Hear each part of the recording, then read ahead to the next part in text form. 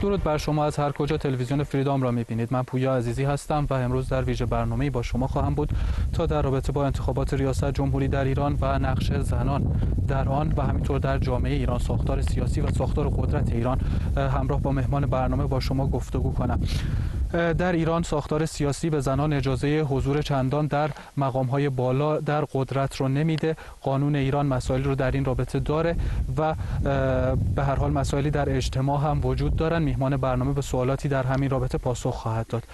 بهار آورین مهمان برنامه ما هست، روزنامه نگار هست و سوالم رو با او آغاز خواهم کرد. ابتدا خوش آمد میگم به او به این ویژه برنامه. خیلی ممنونم، متشکرم. وضعیت انتخابات در ایران رو شما چطور بررسی می‌کنید؟ انتخابات ریاست جمهوری در 12مین دورش در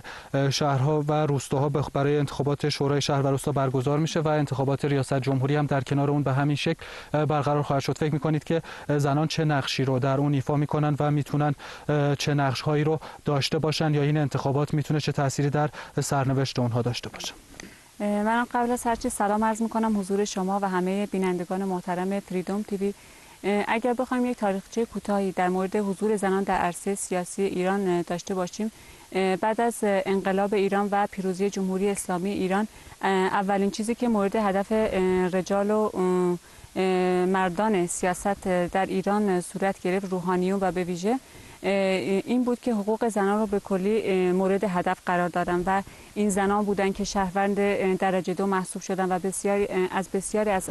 عرصه های اجتماعی، اقتصادی و سیاسی جامعه برکنار شدن. و اگر بخوام نمونه بارز اون رو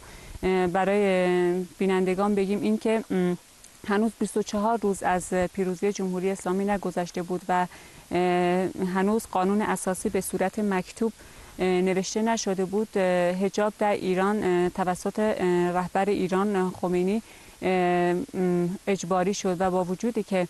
زنان ماها بلکه این تحسنات، اعتراضات بسیاری در رابطه با این موضوع کرده، اما در انتها به صورت یک قانون در اومد و این قانون تا به امروز هم ادامه داره و باعث شده که این قانون باعث شده که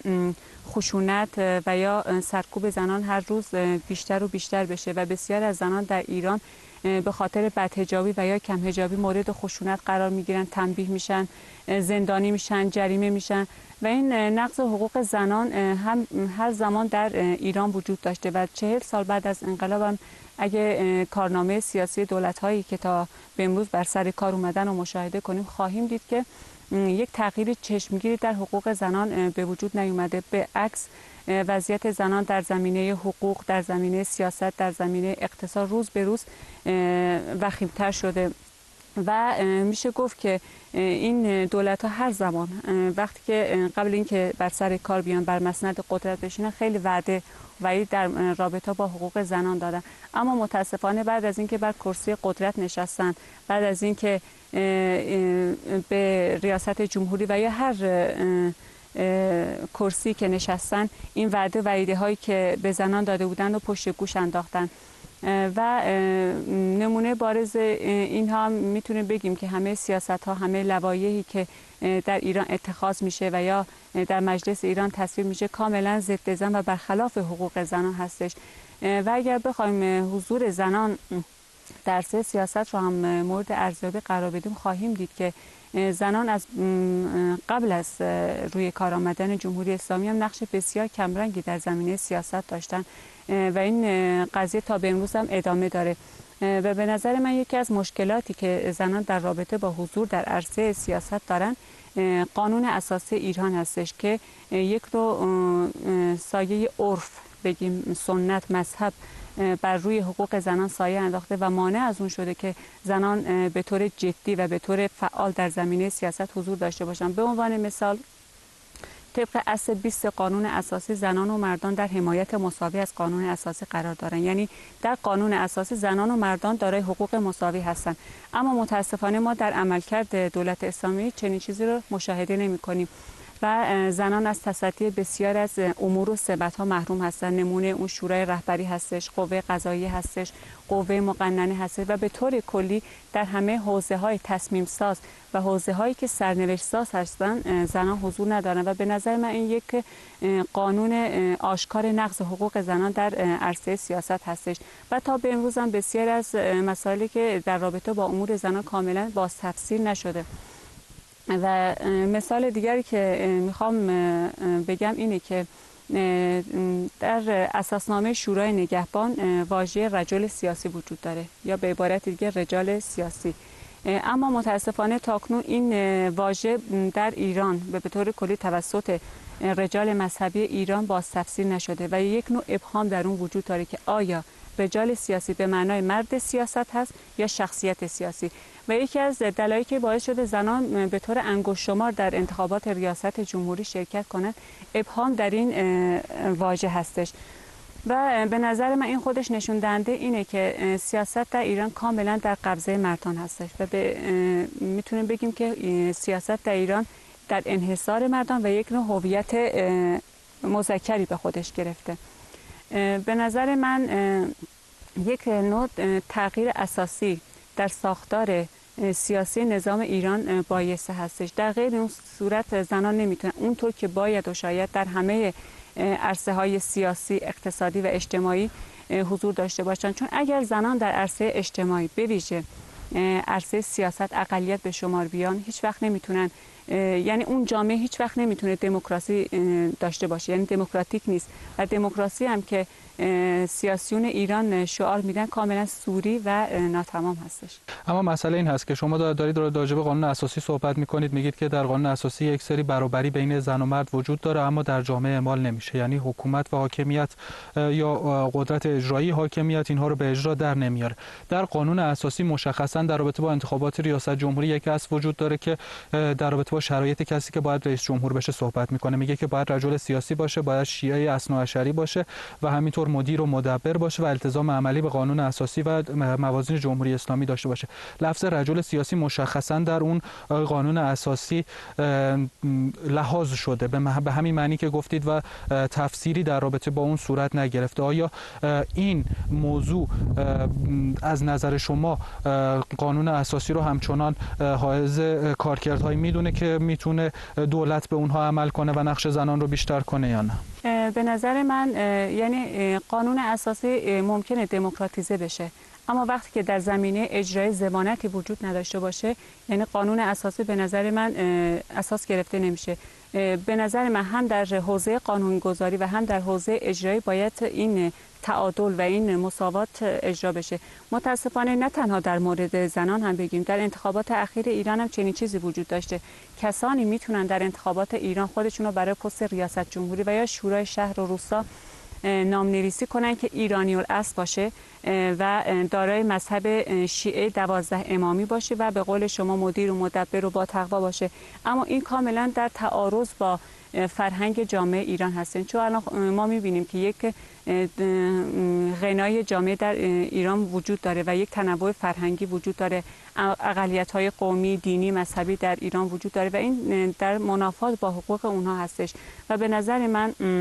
یک تغییر اساسی در رابطه با حقوق زنان، اقلیت‌های قومی و دینی و مذهبی به طور کلی همه اقشار جامعه باید در قانون اساسی لحاظ بشه و علاوه بر اون در زمینه اجرایی هم باید عملکرد وجود داشته باشه. در غیر این صورت ما خیلی از قوانین رو میتونیم تصویب کنیم که کاملا عادلانه باشه، در راستای منافع زنان و اقلیت‌ها باشه، اما زمانی که اینا به حوزه اجرایی وارد نشه نمیشه امیدی به دموکراتیک بودن جامعه ایران داشت. اما سوالی که میخوام از شما بپرسم، اشاره کردید به لوایحی که تصویب میشن در رابطه با حالا به خصوص مشخصا در رابطه با بحث ما بحث زنان هست و برابری زنان در جامعه با مردها. اگر این لوایح که در مجلس تصویب میشن به خصوص و به ویژه قانونگذاری در ایران از طریق مجلس صورت میگیره، از طریق پارلمان، زنانی هم در پارلمان حضور دارن که اینها نقش دارن در این قوانین. این قوانینی که تصویب شدن تا الان تا چه اندازه تونستن به برابری زن و مرد در جامعه کمک کنن و اساسا نقش این زنهایی که از این طریق سیستم نقص قانونی انتخابات وارد پارلمان شدن چقدر هست در رابطه با برابری زن؟ متاسفانه چیزی که باید اینجا بهش اشاره کنم اینه که یعنی صرفاً حضور زنان در مجلس و یا در عرصه سیاست به معنای دموکراتیک بودن و یا حضور دموکراتیک بودن اون نیست. باید ما به ذهنیت و ساختار فکری زنانی که در این حوزه هم حضور دارن یعنی اهمیتش رو باید بدونیم. متاسفانه از سالهای بعد از انقلاب یک لوایح و یک سیاست‌هایی که تصویب شدن کاملا برخلاف حقوق زنان هستند و زنان در تعیین اونها و یا در یعنی پشتیبانی اونها هیچ نظری نداشتن و میشه گفت که زنان در ایران از حق تعیین سرنوشت خودشون کاملا محروم هستن. یکی از این لوایحی که سالها اجرا میشه طرح عفاف و حجاب هستش که الان به طرح ارتقای امنیت اجتماعی تغییر نام یافته. به نظر من این طرح کاملا برخلاف حقوق زنان است، یعنی دخالت در نوع پوشش زنان و دخالت در حریم خصوصی زنان هست که کاملا نقض حقوق بشر هستش، نه تنها زن. و این کاملا یه خشونتی میشه بگیم از مصادیق خشونت علیه زنان هستش، چون این امنیت اجتماعی که ما میگیم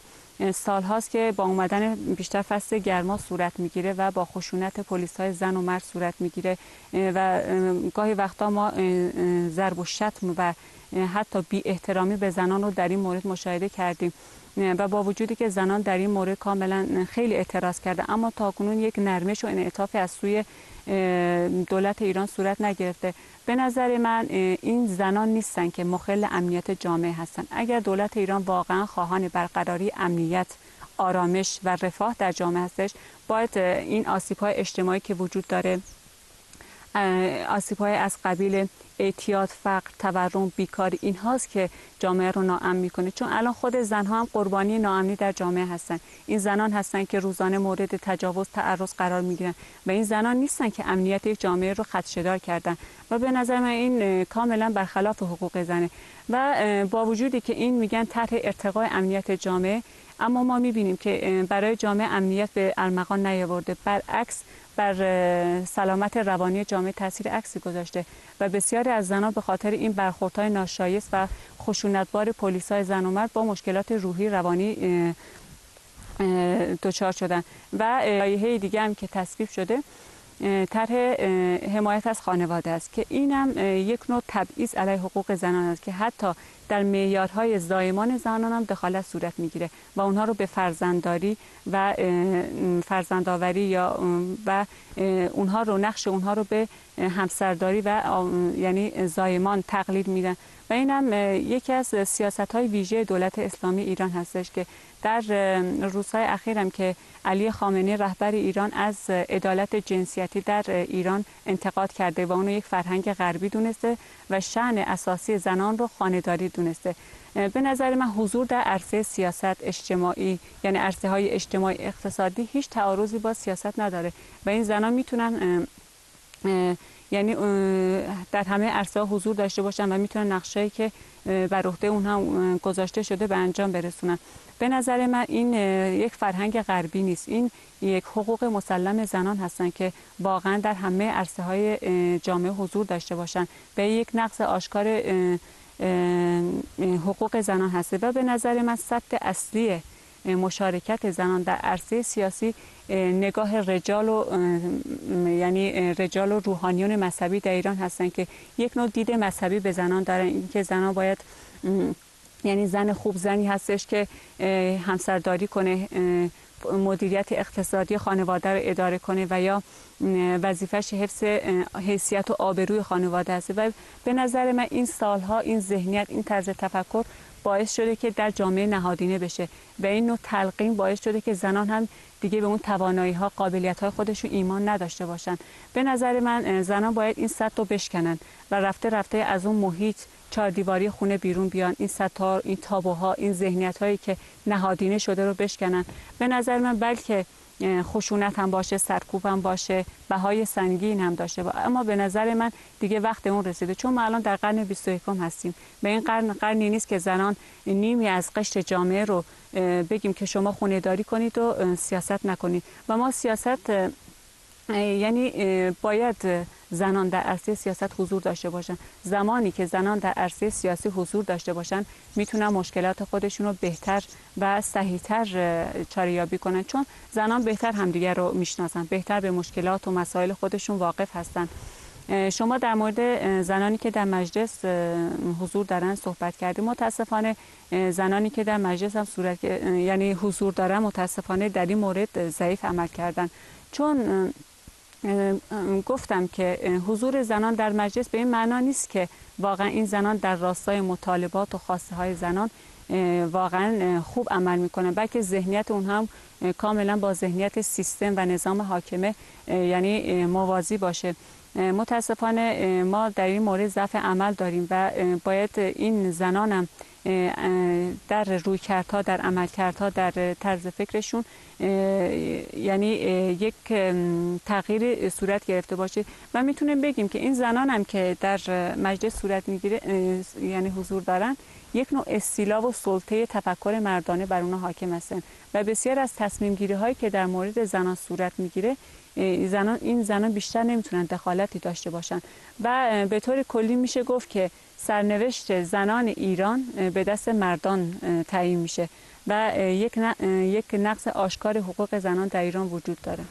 آیا فضایی که باز میشه برای انتخابات شوراهای شهر و روستا برای زنان، به ویژه اونجا چون زنها رد صلاحیت به معنی برای زن بودن رد صلاحیت نمیشن حداقل، و بخش عمده‌ای از زنانی که شرکت میکنن در اون انتخابات زنانی هستن که تحصیل کرده هستن، زنانی هستن که قدرت مدیریت دارن، آیا خود این امکان این فضا رو ایجاد نمیکنه برای اینکه زنها بتونن نقش آفرینی بیشتری در مدیریت‌های شهری و مدیریت‌های روستایی داشته باشن؟ چرا با وجود این شرکت زنها در این انتخابات ها ثبت نامشون کمه و چرا تعداد کمی ثبت نام میکنن، به ویژه در روستاها و در شهرهای کوچیک؟ در شهرهای بزرگ خب طبیعتاً به دلیل میزان پیشرفت اجتماعی از لحاظ به هر حال فرهنگ شهرنشینی یک مقدار متفاوت است. چرا در شهرهای روستایی و چرا در روستاها و در شهرهای کوچیک این اتفاق بیشتر میفته؟ در مورد انتخابات شورای شهر و روستا میشه گفت که انتخابات یعنی فعالیت‌های شورای شهری و روستایی صرفاً یک فعالیت سیاسی نیست، یعنی یک فعالیتی که بیشتر زمینه اجتماعی سیاسی داره و اختلاطی از این دو هستن. اما به نظر من این حضور زنان در شوراهای شهر و روستا برای شکستن اون نگاه مرسالاری که وجود داره میتونه گام بسیار بسیار موثری داشته باشه و اون دیدگاه هایی که زنان نمیتونن مدیران قابلی باشن، زنان نمیتونن جامعه رو مدیریت کنن، میشه گام چیز موثری باشه و عرصه مدیریت شهری زنان رو گسترش بده. چون الان به دلیل ساختار پیچیده شهری که وجود داره، به دلیل بحران هایی که در جوامع شهری وجود داره، به نظر من حضور زنان خیلی در راستای چاره‌یابی مشکلات اونها تاثیر بسزای خواهد داشت، چون زنان بیشتر از مردان قربانی بحران ها و آسیب های اجتماعی میشن و ما اینو میتونیم در سینمای شهرها مشاهده کنیم که فقر، طلاق، اعتیاد، کارتون خوابی زنان خودش نشون دهنده این واقعیت مهمه که زنان قربانی آسیب‌های اجتماعی در جامعه هستند. و در مورد انتخابات شهر و روستا نکته دیگه که میخوام بهش اضافه کنم اینه که هر زمان در جامعه زمانی که یک دیدگاه نهادینه بشه، بدون شک این دیدگاه رفته رفته به صورت یک سیاست و یا یک ذهنیتی در میاد و این باعث شده که سالیان سال این عرصه نشان دادن قابلیت و توانایی برای مردان باز باشه، اما هر زمان زنان رو از این عرصه محروم کردن و هیچگاه این فرصت برای زنان داده نشده که توانایی ها، استعدادهای خودشون رو شکوفا کنن. چون اگر ما به جوامع قبلی هم یعنی جوامع طبیعی هم اشاره کنیم، زنان هر زمان مدیریت جامعه رو بر عهده داشتن و جامعه‌ای که زنان اداره کنن بدون شک جامعه آزاد، امن و دموکراتیک هستش. و الان اگر زنان در شوراهای شهر و روستا به نظر من حضور داشته باشن، میتونن رفته رفته این گام ها رو موثرتر بردارن و در عرصه های دیگر جامعه هم حضور داشته باشن. در مورد زنان روستایی هم نکته که میخوام بهش اشاره کنم اینه که زنان روستایی زنان بسیار زحمتکشی هستن که هم در تولید و کشاورزی نقش بسیار مهمی دارن، اما متاسفانه اونها هم اگه حضور اونها در شورای روستا بسیار مهمه و میتونه، چون الان مشکلاتی که زنان شهری با اون مواجه هستن با مشکلاتی که زنان روستایی با اون مواجه هستن یعنی متفاوته. زنان روستایی از نظر بهداشت، سواد و یا بسیار از مسائل دیگه اندکی یعنی چطور بگم با مشکل روبرو هستن و با یک نوع رسیدگی در این زمینه صورت بگیره و اگر زنان در این شوراها حضور داشته باشن میتونن این مسائل خودشون رو چاره یابی کنن. به طور کلی میشه گفت که حضور زنان در همه عرصه های اجتماعی اقتصادی میتونه که جامعه ایران رو به دموکراسی رو به آزادی ببره، اما متاسفانه تاکنون ما هیچ انعطاف و نرمشی از سوی دولت ایران مشاهده نکردیم. در مورد انتخابات اخیر ریاست جمهوری هم دیدیم که با وجود 137 زن خودشون رو برای این پست نامنویسی کردن، اما همه اونها بدون هیچ دلیل رد صلاحیت شدن و نتونستن از غربال شورای نگهبان عبور کنن. نمونه اون خانم اعظم طالقانی و یا رفعت بیات هستن که خانم طالقانی برای بار سوم هستن که رد صلاحیت میشن. به نظر من یعنی حضور زنان و یا نامنویسی اونها در پست ریاست جمهوری صرفاً به این معنا نیست که بخوان رئیس جمهور بشن، بلکه این شرکت اونها و یا نامنویسی اونها یک جنبه اعتراضی داره، یک به چالش کشیدن رجل سیاسی در ایران هست، چون تاکنون هیچ باز تفسیری در این مورد صورت نگرفته و به نظر من باید یک تغییر اساسی در این زمینه صورت بگیره، چون زمانی که زنان از حقوق اولیه خودشون محروم باشن، به عنوان مثال علی خامنه‌ای رهبر ایران میگه که دوچرخه سواری برای زنان محرومه. این یک حقوق اولیه یک زن و یک انسان هستش، چون الان محدودیت‌های در زمینه موسیقی، در زمینه ورزش برای زنان وجود داره و سالیان سالی که زنان حق ورود به استادیوم‌های ورزشی رو ندارن و سال‌هاست که پشت در استادیوم‌ها موندن. به نظر من اگر این گونه ادامه پیدا کنه، زمان چرخه سواری برای زنان ممنوع اعلام بشه، ممکن است سایر اشکال حضور زنان هم در جامعه ممانعت به عمل بیاد و این به تدریج رفته رفته زنان رو کاملا از متن جامعه به حاشیه رونده و اونها رو به انسان‌های منفعل تبدیل میکنه، در حالی که ذات و جوهر زنان این چنین نیست و اونها یک پتانسیلی دارن در رابطه با همه چیز و اگر دولت این زمینه‌ها و این فرصت‌ها رو به زنان بده، بدون شک ما میتونیم یک بالندگی و یعنی اطلاع در جامعه ایران ببینیم و به نظر من برای ارتقای یک جامعه حضور زنان بایسته و یعنی لازمه و اگر زنان در عرصه های اجتماعی به ویژه سیاست حضور نداشته باشن، اون جامعه رو به استبداد و هژمونی خواهد رفت. ما میتونیم اینو در سیمای بسیار از کشورها هم ببینیم، اما دولت ایران رفته رفته بیشتر و شدیدتر این موضع خودش رو در مقابل زنان نشون میده. اما مقاومت از جانب زنان هم به اندازه کافی در برابر جمهوری اسلامی تا الان صورت گرفته، هرچند که ممکنه این مقاومت‌ها به شکل‌های پراکنده وجود داشته باشند و تا الان به شکل سازماندهی شده وجود نداشتن. جنبش زنان در ایران هم جنبش چندان ضعیفی نیست، تا حد ممکن تونسته بر اساس میزان سرکوبی که وجود داره و در موازنه با اون بتونه خودش رو مرتباً سازمان بده، از زیر سرکوب بیرون بیاد و مواضع خودش رو اعلام کنه. دولت اگرچه نتونسته، جمهوری اسلامی اگرچه نتونسته تا حد لازم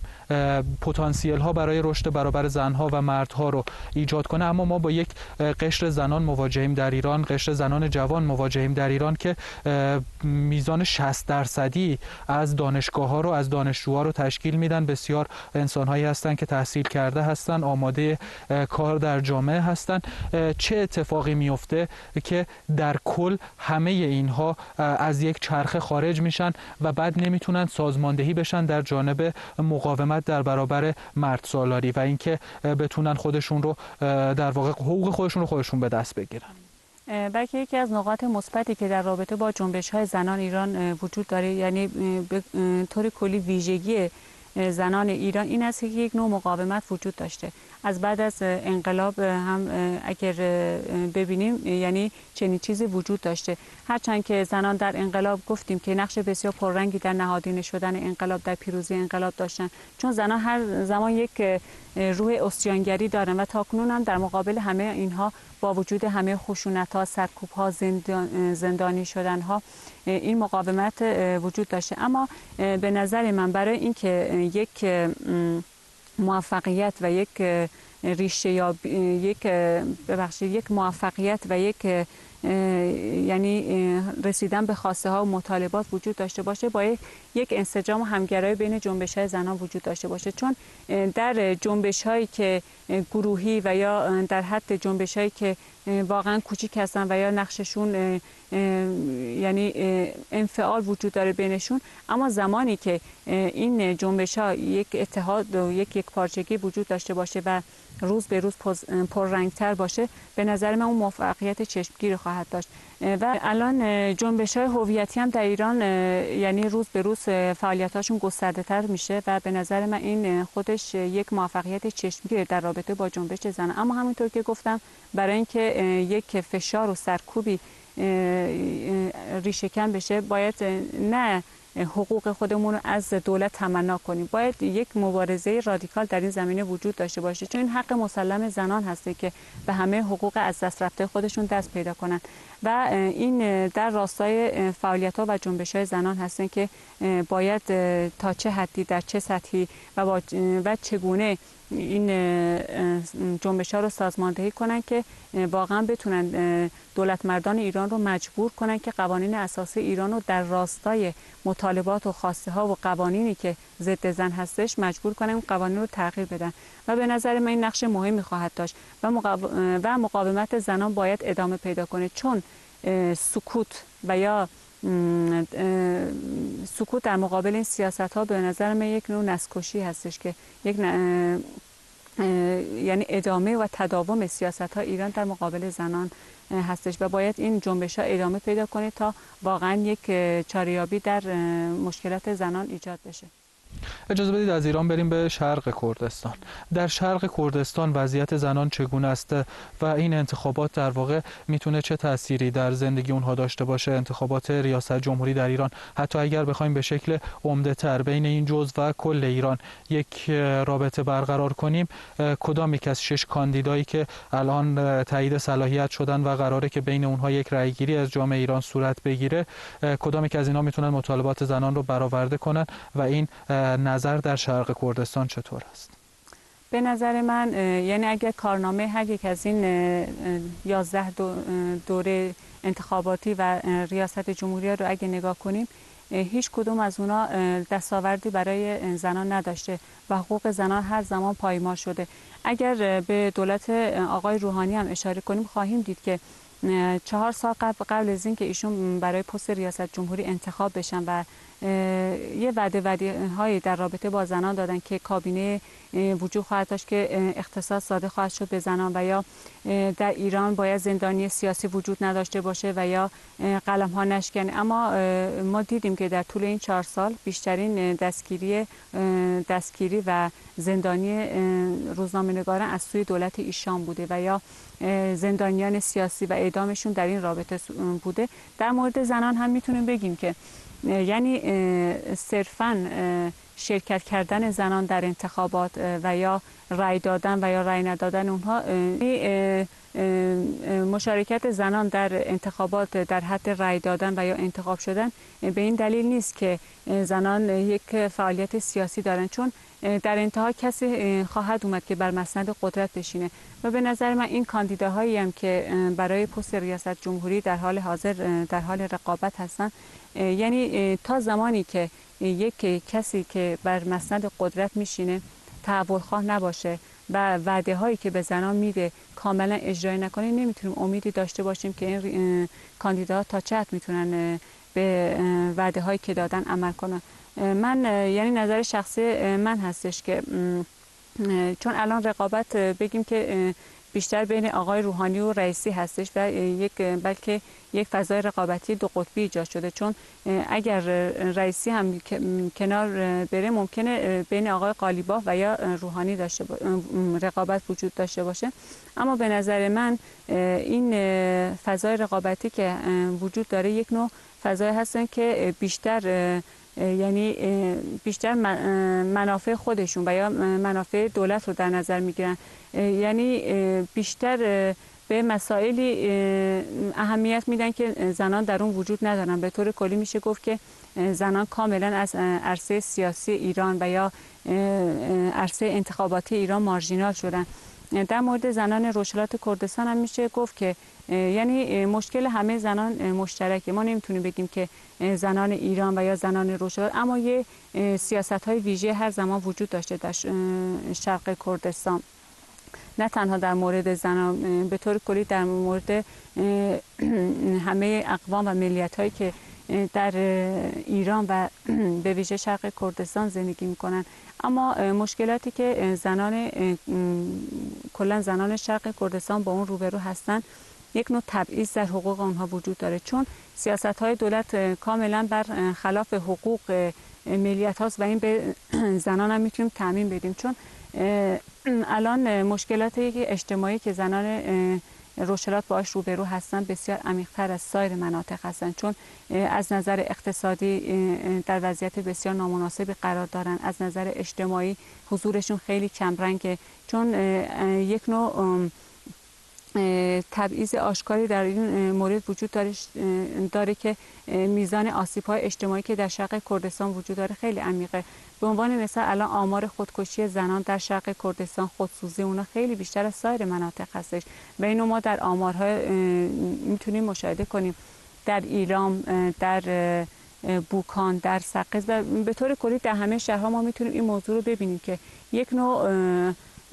سیاست ویژه‌ای در مورد این وجود داره، چون یک نوع پتانسیل در زنان کرد وجود داره. به طور کلی اگه من اشاره کردم، چون بیشتر قشری که در این شرق کردستان زندگی میکنن کرد هستن و این نشون دهنده اینه که یک موضع دولت در مقابل به طور کلی اقوام و ملیت‌های ایران وجود داره که زنان هم در اون دخیل هستن و متاسفانه با وجودی که زنان ایران و به طور کلی شرق کردستان هر زمان در مقابل این سیاست‌ها مقاومت کردن، اما باز هم مورد خشونت قرار گرفتن، زندانی شدن و الان اگر آمار زندانیان سیاسی زن در ایران رو ببینیم متوجه خواهیم شد که موضع دولت در مقابل زنان چگونه هستش. اما در شرق کردستان من میخوام به چرایی این مسئله بپردازم. میخوام این رو بدونم که و بینندگان ما هم میخوان اینو بدونن که چرا آسیب‌های اجتماعی در شرق کردستان عمیق‌تر است. شما اشاره کردید به یه سیاستی که وجود داره. میخوام ببینم که این سیاست از جانب چه کسی اعمال میشه، کجا اعمال میشه و دقیقاً چرا خودسوزی‌ها و خودکشی‌ها اونجا وجود داره. چه فرقی وجود داره بین یک بخش‌های دیگری از جامعه ایران و یک بخش جامعه ایران. در بخش‌های دیگر جامعه ایران هم فقر اقتصادی وجود داره. شما اگر بلوچستان رو نگاه کنید، زنان بلوچ به شدت فقیرتر هستن از زنانی که در شرق کردستان وجود دارن. میخوایم که جامعه شناسی کنیم، یعنی یک دیدگاه جامعه شناسانه راجع به این موضوع، هرچند که حالا ممکنه چندان هم به موضوع انتخابات مربوط نشه، این رو بدونیم، ولی بعد حتما در رابطه با انتخابات این رو بررسی میکنیم. به نظر من زمانی که توی یک جامعه این همه محدودیت، ممنوعیت و یا سرکوب و فشار وجود داره، زمانی که از همه حقوق اولیه خودت محروم باشی، زمانی که نتونی به زبان مادری خودت صحبت کنی، تحصیل کنی، زمانی که این همه فشار وجود داشته باشه، بدون شک یعنی به بنبست خواهی رسید و یا به خودکشی یا به خودسوزی روی خواهی آورد. و این به نظر من گفتم که یه سیاست ویژه وجود داره در سیستم حکومتی ایران در مقابل اقلیت‌های مذهبی، قومی و دینی. ما اینو نمیتونیم تنها به شرق کردستان تعمیم بدیم. شما در مورد بلوچستان صحبت کردید، ما اقوام دیگری هم در ایران داریم و یا سرکوب و فشار در مقابل اقلیت‌های مذهبی هم وجود داره. به نظر من این یک نوع ترس و ارعاب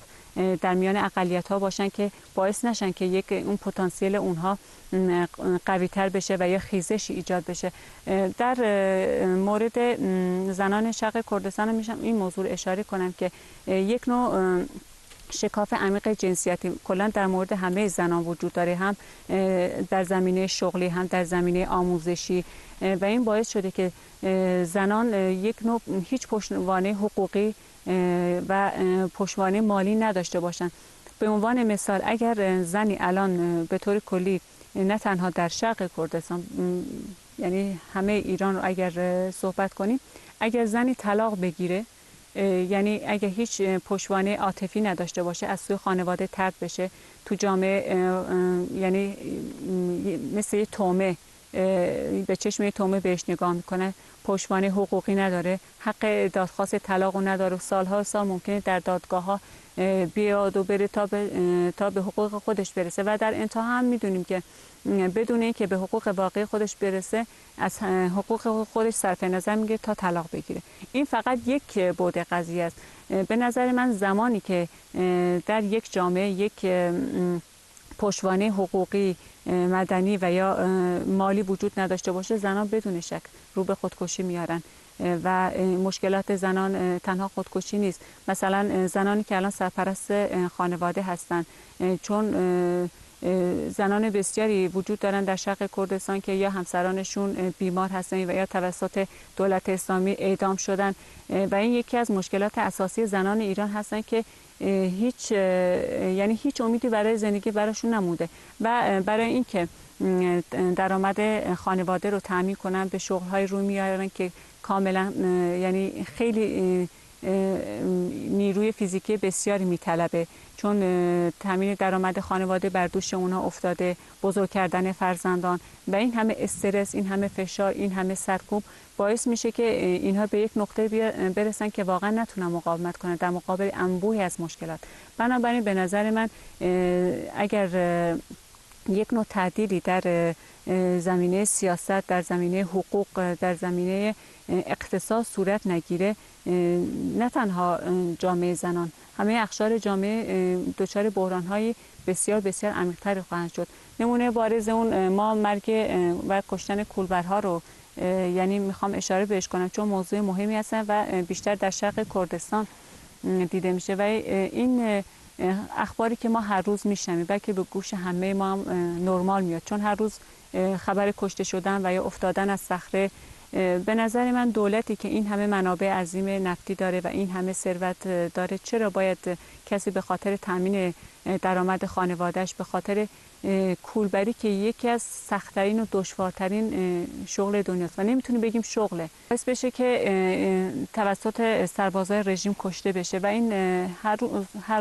روز ادامه داره و ما سالهاست که این اخبار رو میشنویم. به نظر من این سیاست ها موضع دولت ایران در قبال اقوام ایرانی هستش و یا هویت هایی که ازش صحبت کردیم. به نظر من تا در ساختار نظام سیاسی ایران تغییر صورت نگیره نمیتونه به بهبود وضعیت اقتصادی ایران هم امیدی داشته باشیم، چون الان دولت ایران در مرحله بسیار حساس قرار داره، هم از نظر سیاسی هم از نظر اقتصادی، چون الان در ایران یک نوع نارضایتی وجود داره و یک بزرگترین انتقادی که الان به دولت روحانی میشه مشکلات اقتصادی هستن و اقتصاد بیمار ایران هستن که تاکنون هیچ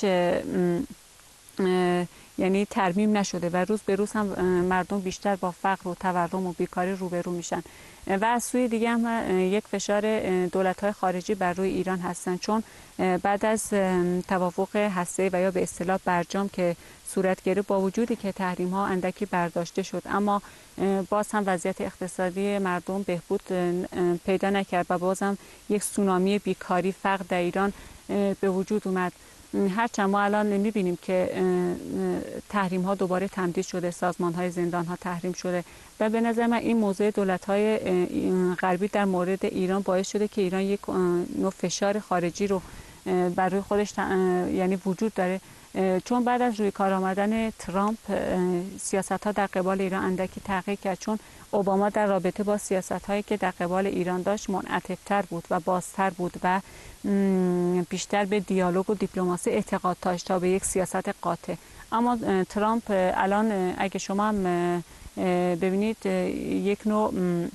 بهانه تراشی وجود داره در مورد اینکه ایران روح برجام رو به عمل نمیاره و یا برجام بدترین عهدی بود که با ایران بسته شد و یا تشویق‌های اسرائیلی که وجود داره. به نظر من یک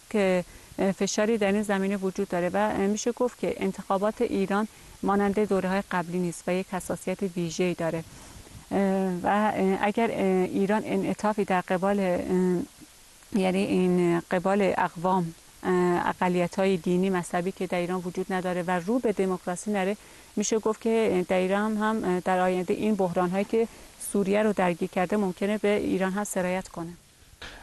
اشاره کردید به مسائل خارجی، فشارها روی ایران هست، از داخل به هر حال اعتراضات مختلفی وجود داره، فشارهای اقتصادی هستند. زنان طبیعتاً در تبعیض هستند، حتی در جامعه‌ای که فشارهای اقتصادی وجود نداره. اگر در جامعه فشار اقتصادی وجود داشته باشه، این تبعیض 2 برابر خواهد شد و زنان دچار مشکلات بیشتری خواهند شد. چه باید کرد؟ یعنی زنان در جامعه ایران، در شرق کردستان و جامعه ایران، با توجه به تحلیلی که شما از جامعه ارائه دادید و وضعیتی که در اون وجود داره، یک انتخاباتی هم پیش روه، انتخابات شوراهای شهر و روستا و انتخابات ریاست جمهوری، زنان چه باید بکنن در این رابطه؟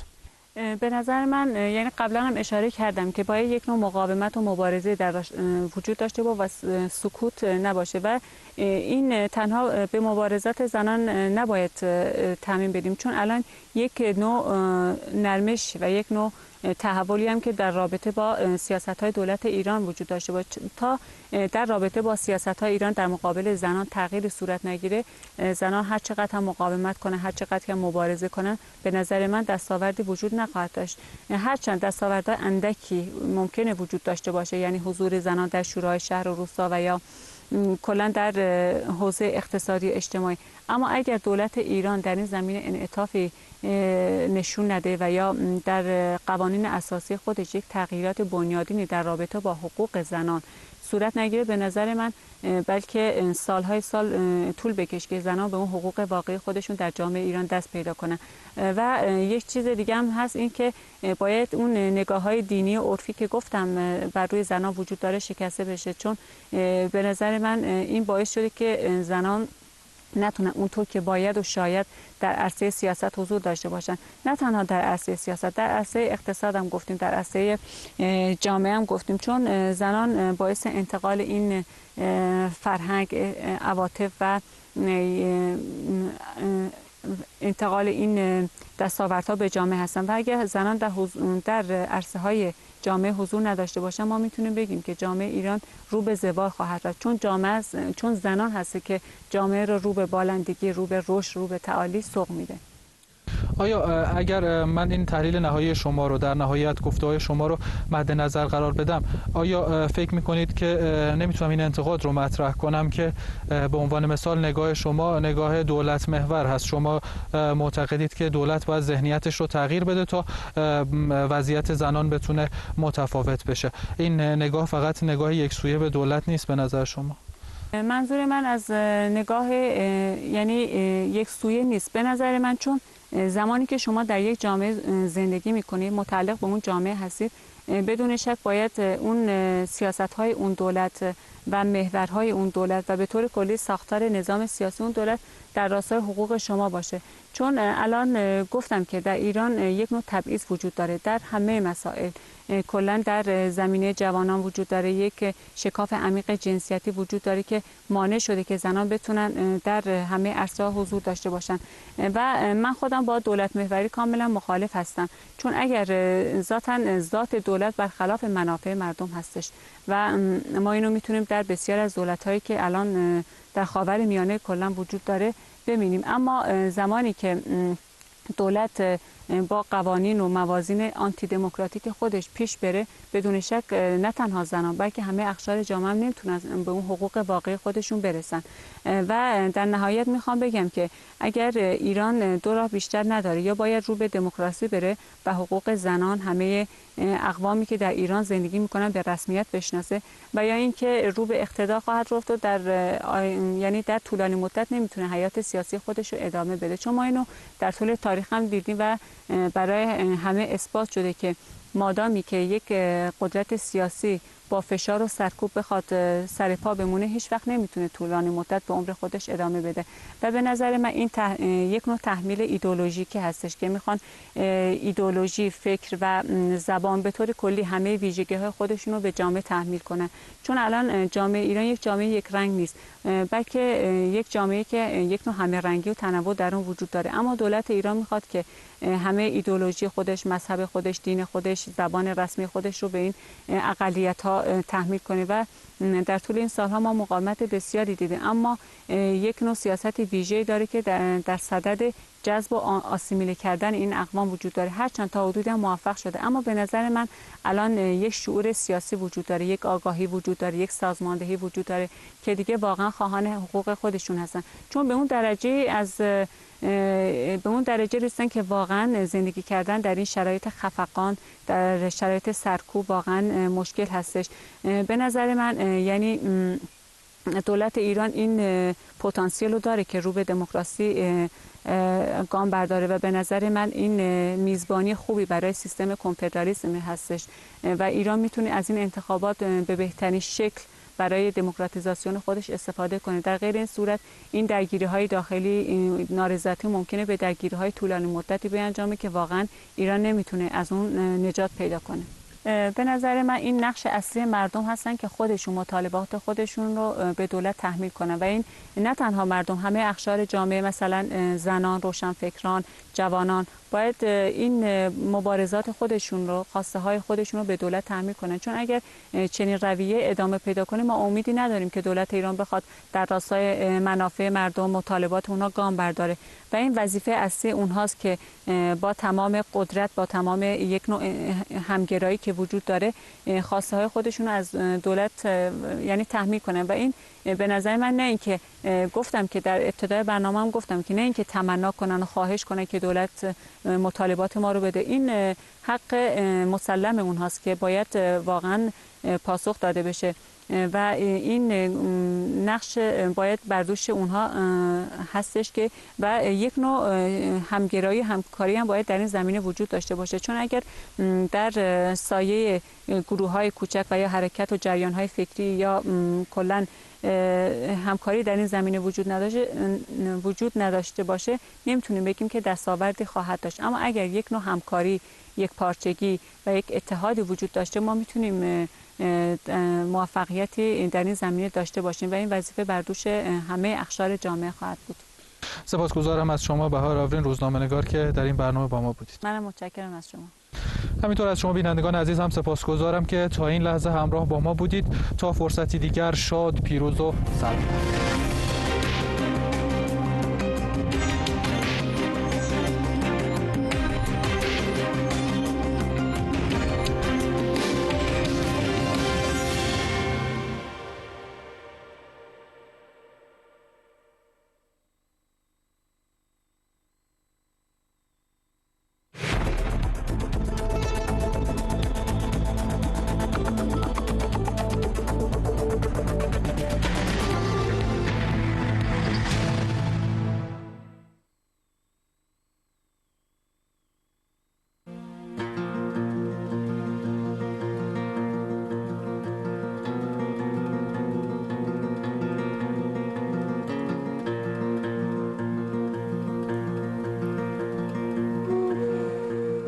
ئەمڕۆ 12 گوڵانی 1389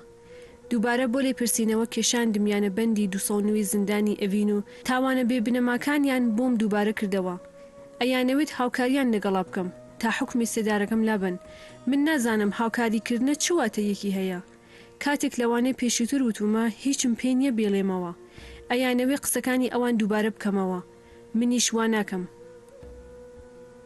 بازڕاست ئەڵێت پارەکەش ویستمان ئازادت بکەین، بەڵام چۆن بنەماڵەکەت هاوکاریان نەکردین کێشرا بە ئێرەدا. بازڕست دانی بەوەدانە کە من تەنیا بارمتەیەکم لە دەستی ئەواندا و هەتا دەگەن بەوەی مەبەستیانە من ئەهێڵنەوە. لە کۆتاییشدا لە سێدارم ئەدەن، بەڵام ئازادی هەرگیز. لەو کاتەدا کە لێکۆڵینەوەتان لەگەڵ من دەکرد تەنانەت نەمدەتوانی قسە بە زمانەکەتان بکەم. من لەم 2 ساڵەی دواییدا لە بەشی ژنانی زیندانی ئەڤین زمانی فارسی لە هاوڕێیەکان مۆفێر بووم، بەڵام ئێوە بە زمانی خۆتان لێکۆڵینەوەتان لەگەڵ کردم و بڕیارتان لەسەر دەرکردم. ئەوە لە کاتێکدایە کە من بەباشی نەمدەزانی لە دەوروبەرمدا چە ڕوودەدات و منیش نەمدەتوانی بەرگری لە خۆم بکەم. ئەو ئەشکەنجانەی بەسرمدا هێناوتانە بووە بە مۆتەکەی شەوانم. بە ڕۆژان لەگەڵ ئێش و ئازاردا دەستە و یەخەم. سەرێشەکانم ئەوەندە زۆر ئەبن کە ئیدی نازانم لە دەوروبەرما چە ئەخۆمێت. ئاگام لە خۆم نامێنێ، خوێن لە لووتمەوە دێت و لەسەر خۆمەچم.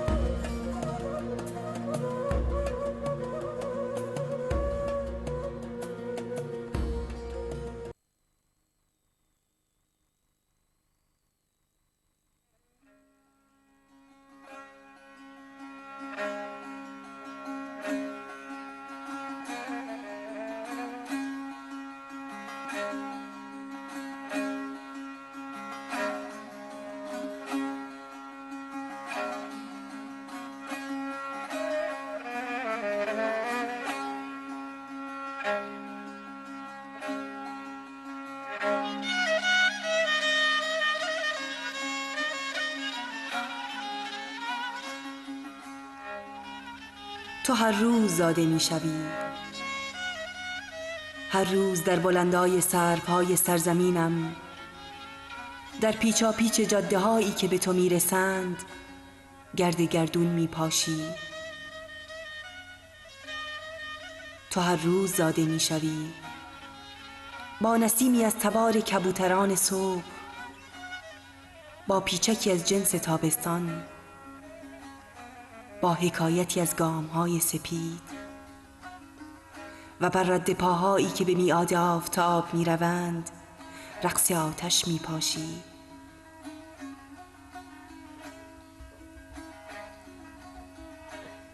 تو زاده می شوی و آسمان برای ستایشت شراب آفاقش را به سرخ فام گیسوانت گره می زند. تو می باری و دریا برای ستایشت در اقیانوسی از نسل چشمانت غرق می شود. تو سبز می شوی و در سبزینه اندیشه هایت نت به نت زندگی می روید. تو صبا می شوی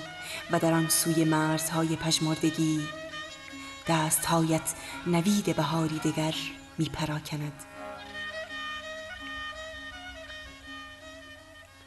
بهار غمگین است که از تو نیست، پاییز بیرنگ از این که سهمی از رنگین کمان تو ندارد، تابستان یخ بسته که چرا در کورگاه لبانت بی منزلگه است و زمستان در پندار شاپرکی آرزوهایت ذوب شده است. تو هر روز زاده می شوی، همچون شبنم بر پیکر برگ، چون آسمان در اندیشه ابر و چون شعله در بستر مرگ.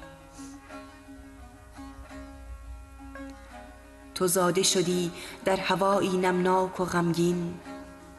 در بستری از خاکستر درسیم. تو زاده شدی در گدازه های آتشی زاگرس، در ناله های سرخ منظور و خروش نعره های پری، در ویار ارغوانی عشق،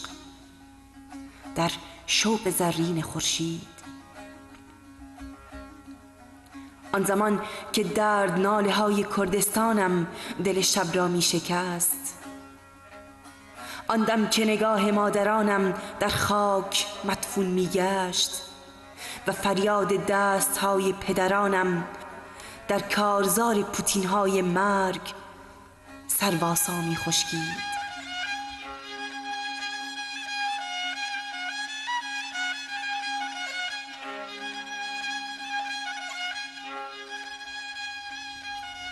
اهریمن نمی تواند در آینه پاک پیکرت زخمهای کرم گرفته اش را بشمارد. شب تاب ندارد در سیاهی زوزه های سردش ترنم نیزک های روشنت را نظاره کند. و تو زاده شدی که نیمه دیگر خورشید را به نیمه دیگر ماه ببخشی.